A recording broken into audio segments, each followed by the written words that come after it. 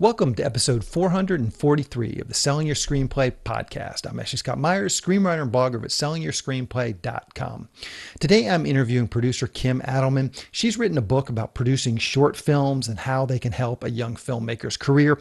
If you listen to this podcast often, you'll know that I'm a big proponent of short films. I think it's a great way for writers to get some credits, especially early in their careers. So we have a great talk today on short films, what to look for, how to get them produced, how to write them, and what to do with them once you've written them. So stay tuned for that interview.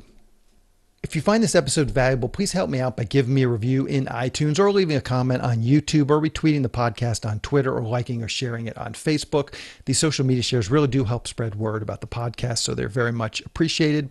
Any websites or links that I mention in the podcast can be found on my blog in the show notes. I also publish a transcript with every episode in case you'd rather read the show or look at something later on. You can find all the podcast show notes at www.sellingyourscreenplay.com/podcasts, and then just look for episode number 440. If you want my free guide, How to Sell a Screenplay in 5 Weeks, you can pick that up by going to sellingyourscreenplay.com/guide. It's completely free. You just put in your email address and I'll send you a new lesson once per week for 5 weeks, along with a bunch of bonus lessons.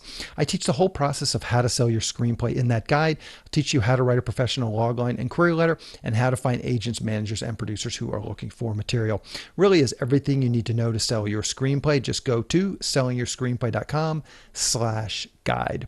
So a quick few words about what I'm working on. I'm actually headed out of town tomorrow, although I'll be back by the time this episode airs. So it's kind of a little bit trivial, but this episode and next week's episode, I'm pre-recording a little early just to get ahead of my vacation. I'm still plugging away on the NFT project I've been talking about that I'm doing for the Rideshare Killer. Should have an announcement on that pretty soon.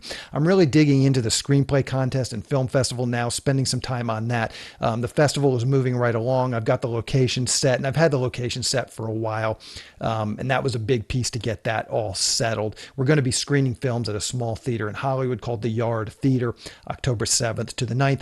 Please do come out if you're in the Los Angeles area. We'll be screening films in all genres. We're even going to have a live in-person table read of one of the top screenplays from the contest. And then myself and any of the other industry judges that will be at the table read will give the writer live notes. So that should be interesting for screenwriters. Even if it's not your script, you're welcome to come out and give notes as well and add to the conversation. But I think it would be interesting just to see how this format works. And you can kind of get a feel if you could do something yourself. You could get a bunch of actors, you could put a table read on. And this is a good format that I've used before with the writers group that I was involved in for many, many years. So stay tuned for more details on that. But I think it should be a fun time for screenwriters and just interesting to kind of see how a table read goes if you've never seen one. I've started to really push the screenplays out to all our industry judges. Some of the scripts are starting to rise to the top. All of them get, as I've mentioned, at least 2 reads. And then if they get a consider or recommend on one of the first 2 reads from one of the readers, then they also get a 3rd read. So most of the top scripts I have 3 reads on. So I'm starting to push those out to the industry judges. Hopefully the industry judges really like the screenplay and want to option it and then produce it. We're still waiting for our first check on the Rideshare Killer, but it should come in any day now. My earlier film, The Pinch, has actually had 2 decent sales recently through our sales agent. We sold it to Taiwan and now also to the UK. I think it's already available in Taiwan as this deal closed, I think, in May. So if there are any listeners in Taiwan and you see it available, please do reach out to me. I'd love to know how this plays, where it even shows up in Taiwan. And the UK deal is still closing. I'm still pushing some of the deliverables over to them. So that might be a month or 2. But I know I have some listeners in the UK. So hopefully some folks here in the next month or 2 can find The Pinch in the UK as well. And I've mentioned this previously. Both of the films I've done recently, The Rideshare Killer and The Pinch, are available on Tubi TV, which is completely free. You just have to watch advertisements. But definitely check out Tubi TV. If you run out of things to watch on Netflix, it's a pretty different set of movies that you can find there. So it's nice just as another option if you kind of get bored with Netflix. Netflix. I use Roku, so I just added the Tubi TV app through Roku. It was pretty simple. But I'm sure just about any device that you use has an app. I mean, you could probably just watch it on your phone. I'm sure that your iPhone or whatever has an app. You could watch it there. But most of these smart TVs and most of these TV type devices, Apple TV and Roku, I'm sure you can find the Tubi TV app. Or you can always just go to their website on a computer. Just tubitv.com, I think, is their URL. And you can just watch it that way straight in the computer. You don't even have to create an account. They're pretty casual about it all. But again, you do have to watch the advertisements as you're watching the movie. But it's super convenient and super easy to do. So, obviously, I'm always trying to get people to check out my films and read reviews. But really, even if you're not interested in my films, Tubi TV is just kind of a nice, free, additional, entertainment options that you might want to look into. Anyways, those are some of the things that I have been working on. Now let's get into the main segment. Today, I am interviewing producer Kim Adelman. Here is the interview. Welcome, Kim, to the Selling Your Screenplay podcast. I really appreciate you coming on the show with me today. Oh, I'm excited to be here. So to start out, maybe you can tell us a little bit about your background. Where did you grow up and how did you get interested in the entertainment business? Well, believe it or not, I'm one of the few people you'll meet who actually grew up in Los Angeles, who also has no family whatsoever in the entertainment industry. Huh. So my dad's actually a professor at UCLA. I fell into filmmaking, the world of film, because there's so many jobs, obviously, here in Los Angeles in the entertainment industry. I'm just curiosity. What does your dad teach at UCLA? Psychology. Okay. So yeah, nothing in the film. It's interesting you say that you're one of the few people from LA in the entertainment business, because now that I've done the podcast for a while, there's a good mix of people that are from LA, I would say, interestingly, but you're right. Most of them come from a background where they had a family member in the entertainment industry. There's usually some connections that kind of propels them a little bit. Anyways, so let's talk about that a little bit. So then what did you do just to kind of start getting a career? You went through high school, college. Were you one of these students filming stuff as a young kid? What was sort of the beginnings of this for you? No, I was somebody who obviously loved watching movies and going to the movie theater and watching TV and things like that. And then I went to UCLA and I was a history major. But during my senior year, I interned. And of course, there were internships available in the film industry. And so that's where I got my first job. And I was very lucky that the first person I interned for got me my real first job. And I jumped a lot of steps and went straight into working at the studio. And I was an assistant to a vice president of production at 20th Century Fox. So that's how I learned the entertainment industry. I thought that's how it worked. Like, people would come in, pitch their ideas to my boss. My boss would pitch it up to her bosses. If they liked it, the studio would buy the script or option the script and start developing it and ultimately either make it or not make it. But that's the way I understood filmmaking when I first started out. Okay, so let's jump on that right now. So what changed? What is your sort of impression of? Because I think in just broad strokes, that's generally how people sort of think about it, is that, you start at the lower levels, and if they like it, the assistant likes it, she passes it to her boss. If the boss likes it, she passes it to her boss, and just up the chain. And can I also say how important assistants are, low junior level people? And the senior level people always trying to think that the junior level people have their fingers on the pulse of what, the young people like. And it's true. So they like to hear, what are you interested in? What have you read? What do you think is good? So never, think that the assistant or the junior level people are not respected, or their opinions, that people aren't interested in their opinions of that sort. But, the other interesting thing about that job was, I sat in the room outside where the meetings were. I chatted with everybody who was so nervous to come in and pitch. And then they went and pitched, and then they left. And that's what, seriously, I thought that's how movies got made. But it also teaches you, what's the difference between me sitting in this outer office and the people going in? Nothing. So, a friend of mine who I actually met at Fox was like, we can be producers. And literally, that's the beautiful thing about being a producer. You literally can just say, we can be producers, and you can become a producer. You got to start putting stuff together and hopefully get something made at some point. Yeah, exactly. But seriously, because we said we were producers, friends of mine from UCLA who did theater were like, well, we're going to be doing some theater. We need a producer. Do you want to come produce our theater? Oh. And since I hadn't done it in school, I was like, sure. And that way our production company is making something. And, one of the big things I'm a huge believer in is you should always be doing something, right? If you're a writer, you should always be writing. If you're a director, you should always be shooting something. And if you're a producer, do your best to always be producing something. And theater is wonderful for that. Theater in Los Angeles sucks. Nobody wants to come see it, but there's always interesting people who want to do interesting stuff in theater. And like shorts, it's such a low bar of entry, There are theaters out there that are very easy to rent, and the cost is so minimal compared to trying to make a feature film. Yeah, yeah. And so we talked before we started the interview, we talked a little bit about short films in general. And I'm a big proponent here on the podcast. I'm always recommending it. And a lot of it is exactly what you're saying. If you're a writer, you spend a lot of time just sitting in your room by yourself. Sometimes it's important to get out there. So let's dig into that next step. How did you get interested in short films? And then ultimately, how did that land you on writing this book, making it big in shorts? Well, I'll tell you two funny things, which is that normally people make a short film and then make a feature. But because my partner and I were trying to produce films, a friend of ours was like, hey, our friend is going to produce her own film. Do you want to produce it? And so I wasn't the person who gave the money for it, but I was the runaround producer for it. Mm-hmm. So the first thing I actually was involved with was a feature. And then I went back to play producing because the plays kept on happening. And somebody from the play world said, oh, we have this opportunity to make short films. We heard you recently made a feature for no money. We need to make these shorts for no money. Would you be interested in making these short films? And the beautiful thing about that was because we were going to start making independent films, I'd been going to Sundance. And so I'd seen a bunch of short films at Sundance. So I could say, these are the kind of short films you should be making.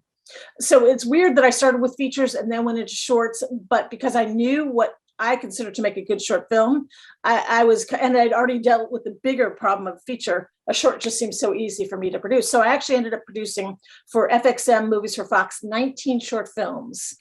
And most people don't produce so many short films. And I would never recommend, if you're paying for them on your own, to produce so many short films. But because I was paid to do it and there was money to do these, I was very lucky to be able to make so many short films. And I took them out on the festival circuit with the directors. I was producing these. I was not directing them or writing them. And as a result of that, I learned so much. And people kept saying, oh, well, you know so much about short films, and people would ask me questions, And the publishers for my book came to me and said, we hear you know a lot about short films. We want to make a short film book. Do you want to write a short film book?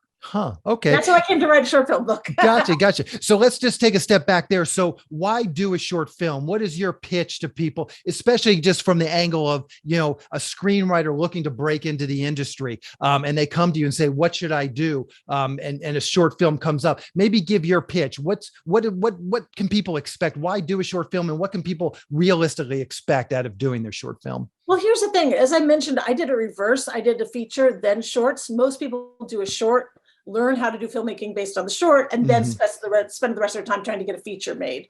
But a feature takes so long and so much money. And it's hard to say, okay, next weekend we're going to shoot a feature. I mean, there's certain kinds of features you can tailor to be like, next weekend we're shooting a feature. But most features are can be like an 18-day shoot.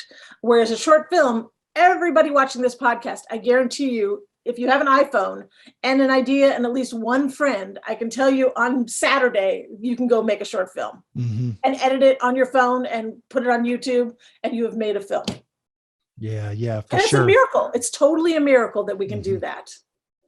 And so realistically, what can people expect to get out of these? I mean, the title of your book is Making It Big in Shorts. What does that actually mean, making it big with shorts? Well, I'll tell you, that was the publisher's title. It was kind of a nutty title, but the idea kind of is. You're very honest. Sure, of course, why not? But the concept is that you can use a short to propel yourself into a larger marketplace. And I am a big believer in shorts as calling cards. And there's constant examples of people who have made a short, not even thinking it could potentially be a feature. The short does very well. And people say, oh, there might be a feature in here. And people do, use their shorts that way. Also, people use their shorts to just announce themselves to the industry, show up in the festival circuit, meet other people. And, the other thing is, just like writing, if you say you want to be a writer, you should be writing. If you say you want to be a filmmaker, you should be making films. And when you make a short, now you are a filmmaker. How easy is that?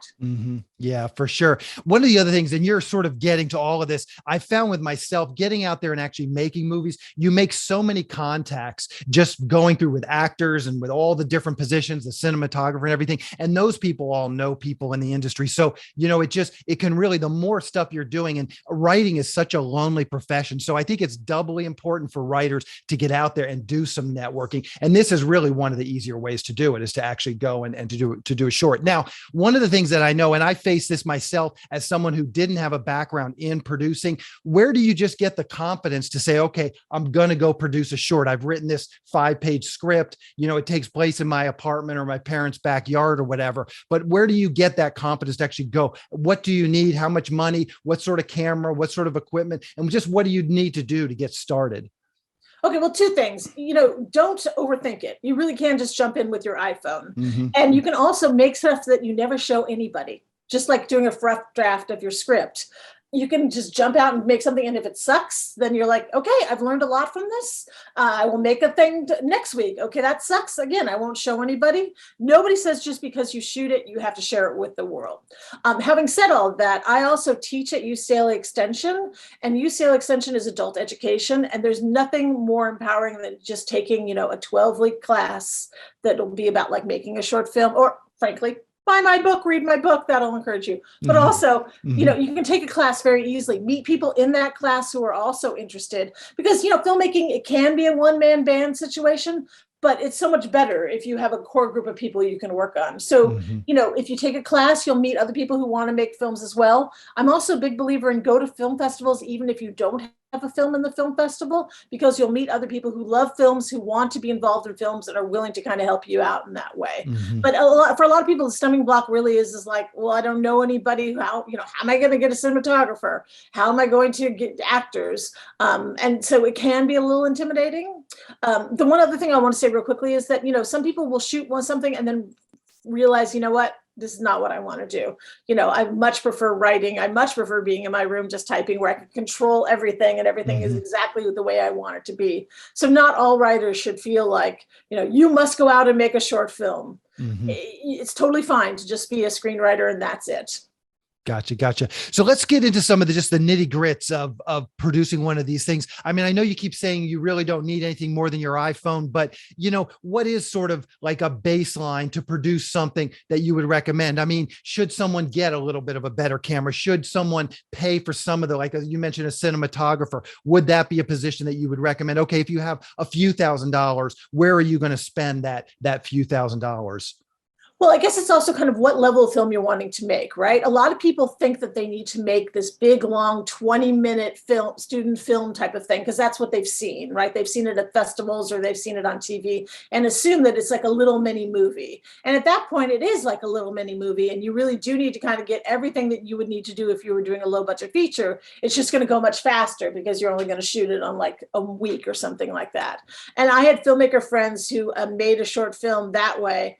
And they just ended up calling it The Apocalypse Now of short filmmaking, because it just kept on going on and on and on and on. And their post took forever. And so, you can totally do it that way. In that sense, you just approach it just as you would feature. As always, your script is your blueprint, right? What do you need to turn those pages into something that you can film? And then you do have to start thinking about locations and props and costumes. And I always say people, places and things. The places and things are in your script. The people are behind the scenes. It's like, well, where are you going to find all those people? And you truly can just advertise, like on Craigslist or Mandy.com and say, I need a cinematographer. We're going to shoot in 2 weeks, and look at people's resumes and see what it is there. But I think it's a better thing if you can meet people in person and see who they need. And truthfully, you meet one person and they work all the time and they'll bring other people to your project. If they're excited about it, and most people are, because short films are so unique and special, so like people who work in commercials all the time, they're used to trying to make a car look gorgeous in the middle of the desert. They'd much rather be doing a weird horror film in somebody's basement, and they're excited by that concept. So you really can get people who want to help you. And they kind of believe that you will have a vision for the future, and you're making, you get to meet you now before you become big Steven Spielberg. You're going to work with you when you're little Steven Spielberg. But in theory, you'll grow up to continue to be big Steven Spielberg, and they'll hire you to do all this other stuff. So people like working on shorts for many reasons. Yeah. So just sort of random production tips. Give us a tip. And this is something that I struggle with on low budget stuff, getting non-professional actors to perform. I mean, how do you find people? How do you cast people that don't necessarily have acting experience in these roles for these shorts that you're shooting on your iPhone? Okay. Well, so there's a couple of things. Number one, there's no reason to not have professional actors, right? The Screen Actors Guild has many contracts for short films or web work or things of that sort. And if you're shooting in Los Angeles, it's a town full of actors who normally are, guard number 2 in a prison drama and would love to be the lead detective in your short film. So don't think that you can't get professional actors. And actors love to work more than anything. And also they love to get, different things up for their reel. So, and they want to work with you. So when you become Steven Spielberg, you'll always hire them. So, don't think that you can't get actors. However, I will say, if you are going to go for non-professionals, my biggest recommendation is you should think of who do you know who has so much personality and would be great on camera? And then tailor a short specifically for that person. So it's called Organic School of Filmmaking. What do you already have, rather than trying to reach out and find something? So if you know somebody who's just personality galore and would be great on camera and could do certain things, right? They couldn't do a ton of stuff, but there's certain things they're great at. Write something specifically for them and film that. And then it's really special and unique, right? It's not just your standard horror film or whatever. It's this really special, weird one starring your friend. Gotcha. Now, I'm curious, you've mentioned a couple of times, doing a short film in an effort to try and get someone to recognize your feature film script and turn that in, or doing a short film just as a calling card. Certainly that's at a production level above just something you're doing on an iPhone. I guess if you're really talented, but what do you do? So once you get this thing done, what do you do to promote it? Is it a matter of sending it to festivals? Do you just send it, you put it on YouTube and hope it goes viral? Do you send it directly in email to producers, to directors, to agents, to managers? What is your sort of strategy for marketing these shorts? Well, I think it's smart to realize what you really have, right? So that's why it's worthwhile going to festivals to see what kind of films play at festivals. And you have to honestly assess, does the thing that I make feel like that? There are some festivals that are just short film festivals, like the Palm Springs Short Film Festival that shows over 400 short films. So there's a whole variety of different kind of things that are being shown. But, honestly assess, is my thing feel like something I just shot in my backyard, and it really is just, a jackass kind of thing, and it should be on YouTube, and people are going to love watching somebody fall down and hit their face or whatever. Yeah. And, I always like to share the statistics for Sundance. Hold on, I'm just looking to actually find the statistic. Because I think people are kind of surprised how many short films are submitted to Sundance every year. So this past year, which of course was still people making films during the pandemic, right? But the films that were submitted to the 2022 Sundance Film Festival, 10,374 shorts were submitted.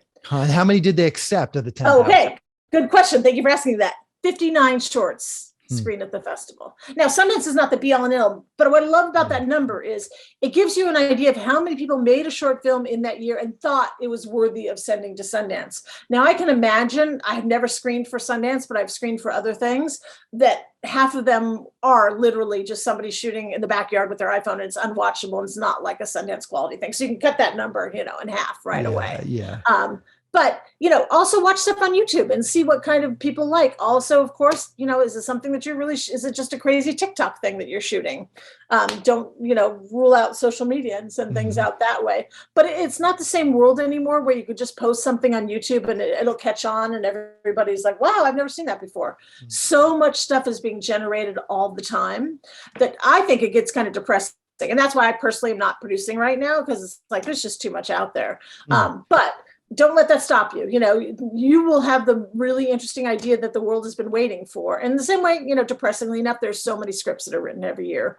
But, in theory, you should do it because you have something you're dying to say or make, and only you can do it. So you should do it. Yeah. So just sort of some general questions for writers, for people that are getting ready to do a short. What do you think impresses Hollywood? Are there some quick tips you could give us for getting a lot of bang for your buck? Some things that will be impressive in a short film? Well, I'll tell you, and in my book, I was very lucky to go to a Sundance short filmmaking lab where they had an executive from Paramount, and they kind of put him on the spot and said, what impresses you about a short? When you see something, what makes you interested? And he's like, I'm just going to spit this off the top of my head. And I'm just quickly typing it down because I'm dying to know what he's going to say. And so this is what he said. Now, this is, of course, a short that's already been made, not a script per se. But what really impresses him about a short is a very clear sensibility And what I think that means is kind of like, like Wes Anderson has a very clear sensibility, but somebody who's like directing a show on television doesn't necessarily have a strong sensibility as a director. You want a really strong voice in that way. He actually said production value did matter to him, which kind of is a knife in my heart. But a style that is in control, meaning it's not all over the place. And this is again somebody who wants to potentially hire you to do something else. It's not somebody who's like wanting to buy your short or whatever. He's looking for talent in the short to see if you're somebody he'd want to be in business with. Strong performances. He said, I can see you work well with actors. And truthfully, I always tell people the two things that kill low budget features and short films all the time: bad acting and bad sound. So you were asking about actors, and quite often, you've never worked with an actor before or directed an actor. You know what you want them to sound like and say from your writing, but you might not have the skill to bring out from them what, the quality of acting we're all used to seeing in television and movies. So, acting is really an important thing. A film that is not copying something else. It used to be the joke that there were millions of people making Quentin Tarantino short films, and just be like, another one of those. So you don't want to be copying something we've seen before. Richness of narrative, there's for your writing for you. Within a limited framework, being able to convey a complicated emotion. Thought that was super interesting too.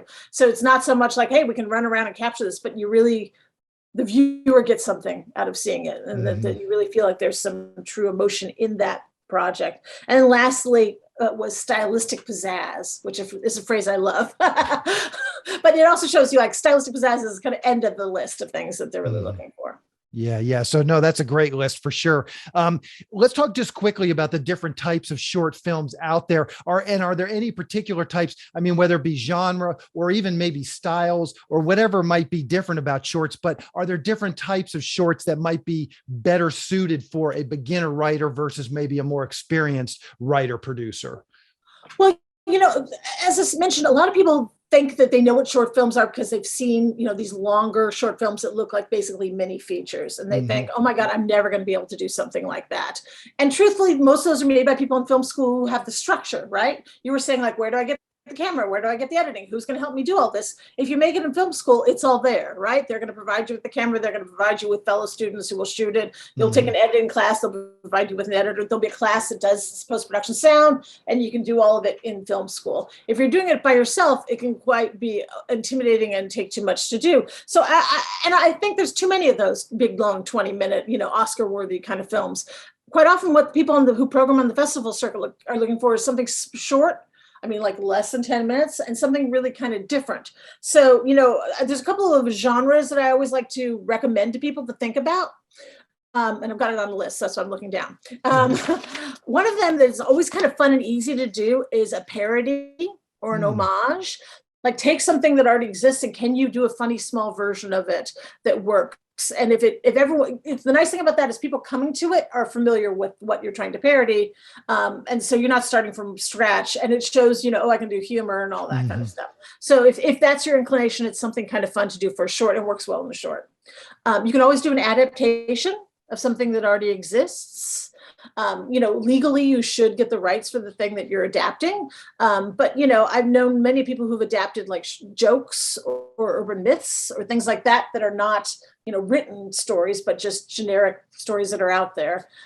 So, adaptations are kind of nice because you don't have to start from the beginning. Mockumentary is another good genre that works very well for short films. And also if you if you don't have a lot of equipment, that's one that's great to shoot on the iPhone because there's a lot of talking heads and you have to have the right sensibility for that. But if you want to do mockumentary, that's really great. Doing a genre film, like doing a horror short film, there's always markets for horror short films. Quite a few people have done really amazing sci-fi short films. So don't think it always has to be like a coming of age story. There's also, film challenges like the 48-hour film challenge. Oh, yeah. And it's kind of fun to do those kind of contests because you're given parameters that you have to do. And you also are building with teams and it finishes, in a very quick period of time. So, if you don't have a lot of structure around you, sometimes joining one of those 48-hour film festivals are a good thing to do. The warning about that is those films often are not like festival kind of films. They're made for certain categories, and they screen in a certain way, but they're not necessarily, they Mhm. don't have much life beyond the 48-hour film challenge thing. Yeah. I'm a big fan of contest films. You'll hear all the time that various people are running contests, sometimes sponsored. Like Nike is doing a sponsored thing, do something showing Nikes and you can win this or whatever. And those are kind of fun to do because there's no pressure on you, right? You weren't thinking my grand opus is going to be a Nike film. It's just something to make and see what happens. And, Mhm. it does your creativity. And sometimes you really make something kind of interesting. We talked about like personality inspired films. If you know somebody that could be really great, craft the story around them.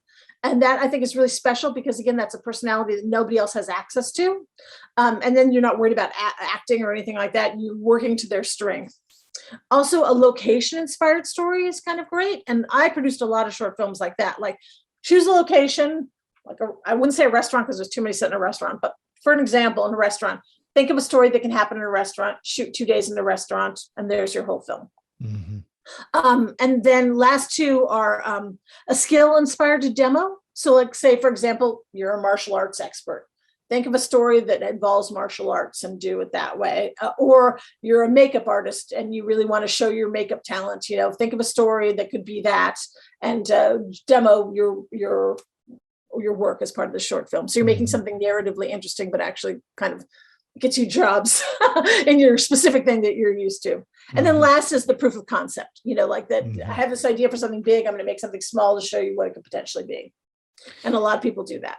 Yeah. So let's talk just about differences in writing a feature versus writing a short. You've mentioned all these different types. I mean, obviously, the longer it gets, it starts to take on a lot of that 3-act structure, but maybe you can talk about it a little bit. And as someone, I'm actually running a film festival in October this year. And I can tell you, I've had a number of short films submitted that are like 1 or 2 minutes. And as the person that's programming the film festival, those are so easy to program. If it's 1 or 2 minutes, it would have to be kind of offensive to not accept it. Like it's my first year with the festival, so it's not like I'm getting tons of submissions, but I think that you don't necessarily need a beginning, middle, and end when you're talking about 1 minute, but you can still entertain someone. It could still be a successful short. But maybe you can talk about that a little bit. What's some of the differences in writing a feature versus short, and then just some tips and tricks for writing the various types of short films? Well, I will say, beginning, middle, and end is important in shorts too. And not your story might not necessarily start at the beginning. Sometimes it starts at the end and goes reverse or whatever, but you want to start strong and end strong and make it as short as possible. Like you were saying, like 1 or 2 minute short is a great idea. And I'm a big believer in those too. But even a 1 or 2 minute short can be fat. It's like really be careful and cut as tight as you possibly can with short. There should be no wasted moments whatsoever in shorts. Oh, the other thing I didn't mention in different kinds of shorts is a dialogue-free short. I'm a big believer in that too. A short that has no dialogue whatsoever, because you can do that. I'm not saying a silent movie, just a short that's done with no dialogue, because it's an interesting challenge. It's something you really can only do with a short film. And also it avoids bad acting, because quite often in the dialogue is where you see bad acting. So that's always a good thing to do in that way. But yeah, I love a short, and I think if you can come up with something like that, and that's sometimes where like a joke works perfectly in a short format of that sort. Always try to do a very strong opening, because even like a feature, nobody's going to watch it if they hate the beginning. Even a short, if the beginning is terrible, people are just like, oh, this is going to be painful all the way along. So try to come up with a really good, strong beginning for your film. Yeah, sound advice for sure. So how can people find your book? Do you know where it's going to be available, or is it already available? It is already available. It's, not that there's bookstores that many places anymore, but if you go to a bookstore, totally, you can look for it. It's obviously on Amazon as well too. It's nice and skinny, so it doesn't take much time to read it. It's short. Perfect. Yeah. So making it big in shorts, we'll link to the Amazon version. People can just click over and get it through Amazon. What's the best way for people to keep up with what you're doing and just follow along with your career? Twitter, Facebook, Instagram, anything you're comfortable sharing, I'll round up for the show notes. Yeah, I have a Twitter that's Kim Adelman. Okay. I don't necessarily, I tweet that much. And I have just a website that's Kim Adelman, which is basically nothing, but it contains my email address, and you can always reach me there and see what I'm doing that way. Gotcha. Well, Kim, thank you for coming on and talking with me today. Fascinating. I'm going to check out your book, and hopefully a lot of our users will and get something out of it as well. As I said, I'm a big proponent of shorts, so I really hope people do listen to this and it inspires them to go make a short film, even if it is just with their iPhone. I do too. So, Thank you. And thank you for supporting short films. And good luck with the programming on your festival. I hope you get kind of great shorts. Yeah. Thank you very much. So we'll talk to you later. Bye. I just want to talk quickly about SYS Select. It's a service for screenwriters to help them sell their screenplays and get writing assignments. The first part of the service is the SYS Select Screenplay Database. Screenwriters upload their screenplays along with a logline, synopsis, and other pertinent information like budget and genre, and then producers search for and hopefully find screenplays they want to produce. Dozens of producers are in the system looking for screenplays right now. There have been a number of success stories come out of the service. You can find out about all the SYS Select successes by going to sellingyourscreenplay.com/success. Also on SYS podcast episode 222, I talked with Steve Deering, who was the first official success story to come out of the SYS Select database. When you join SYS Select, you get access to the screenplay database along with all the other services that we're providing to SYS Select members. These services include the newsletter. This monthly newsletter goes out to a list of over 400 producers who are actively seeking writers and screenplays. Each SYS Select member can pitch one screenplay in this monthly newsletter. We also provide screenwriting leads. We have partnered with one of the premier paid screenwriting leads services, so I can syndicate their leads to SYS Select members. There are lots of great paid leads coming in each week from our partner. Recently, we've been getting 5 to 10 high-quality paid leads per week. These leads run the gamut. There's producers looking for a specific type of spec script to producers looking to hire a screenwriter to write up one of their ideas or properties. They're looking for shorts, features, TV, and web series pilots, all types of projects. If you sign up for SYS Select, you'll get these leads emailed directly to you several times per week. Also, you get access to the SYS Select forum, where we will help you with your logline and query letter and answer any screenwriting related questions that you might have. We also have a number of screenwriting classes that are recorded and available in the SYS Select forum. These are all the classes that I've done over the years, so you'll have access to those whenever you want once you join. The classes cover every part of writing your screenplay, from concept to outlining to the first act, second act, third act, as well as other topics like writing short films and pitching your projects in person. Once again, if this sounds like something you'd like to learn more about, please go to sellingyourscreenplayselect.com. Again, that is sellingyourscreenplayselect.com. On the next episode of the podcast, I'm going to be interviewing producer and director Rick Dugdale. He's been producing for years, including films like An Ordinary Man starring Ben Kingsley, but he's turned his talents to directing, and he recently directed a feature film called Zero Contact starring Anthony Hopkins. Both as a producer and a director, he's got a lot of great advice for screenwriters. He spent a lot of his career working with writers and hiring writers, and we talked through this recent film and how it all came together for him and where he found the screenplay for this particular project. So keep an eye out for that episode next week. That's the show. Thank you for listening.